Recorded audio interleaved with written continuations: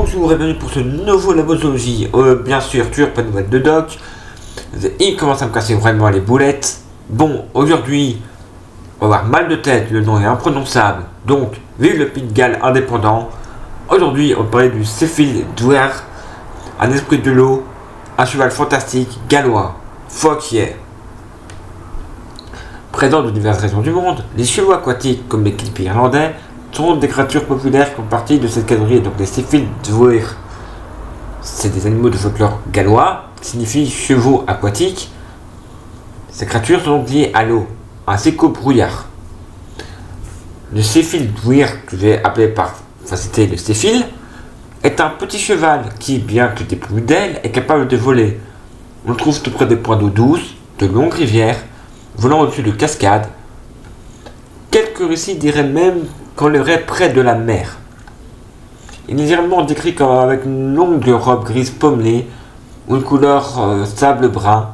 C'est un animal différent. C'est un animal difficilement identifiable. Seuls les traces de ses sabots permettent de distinguer d'autres chevaux. Les plus chanceux parviennent à le monter, ou du moins, le Céphile se laisse chevaucher. Mais il s'amuse souvent à les faire tomber. Il n'est pas mauvais, parce qu'il pourrait parfois aider les voyageurs égarés. Un des Céphiles les plus connus est le Céphile de la baie de Corrigan. Voici l'histoire. Un homme parvint un jour attraper un Céphile, tenta de l'apprivoiser pour faire son cheval de trait. Cependant, un jour, le Céphile décida de s'envoler au-dessus de la mer, faisant tomber la charrette et son conducteur au fond des eaux. Il y a aussi la légende de la vallée de Neth. Dans cette histoire, un voyageur décide de faire une halte près d'une cascade de la vallée de Neth, dans le pays de Galles.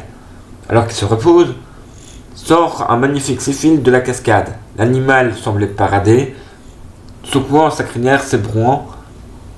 Le voyageur s'approcha de lui pour tenter de le monter. Le Céphile se laissa pourtant faire. La créature commença alors à cavaler à grande allure jusqu'à ce que le voyageur se rende compte qu'il quittait la terre ferme. Le pauvre voyageur commença à s'inquiéter parce que la lune était pleine et de plus en plus grosse. Lorsqu'elle fut levée, le Céphile disparut soudain, le voyageur sauta des cieux. Bien qu'on puisse dire que la chute fut fatale, non, le voyageur s'est recu, marchant lentement jusqu'à la ville la plus proche et se remet de son aventure. Aussi dans la légende d'Albertown, datant du XVIe siècle, datant du XIXe siècle, cette histoire est celle d'un vieil homme dans la lande d'Albertown, dans le sud du Pays de Galles. Marchant un soir d'hiver, des nuages commençaient à obscurcir de la lune. Dans le prénombre qui se faisait, il aperçut un magnifique cheval, monté par un unijambiste. Les deux semblaient auréolés de lumière. Intrigué et attiré par cette vision, il tenta de s'approcher d'eux. Mais bien qu'il avançait, jamais il ne semblait se rapprocher.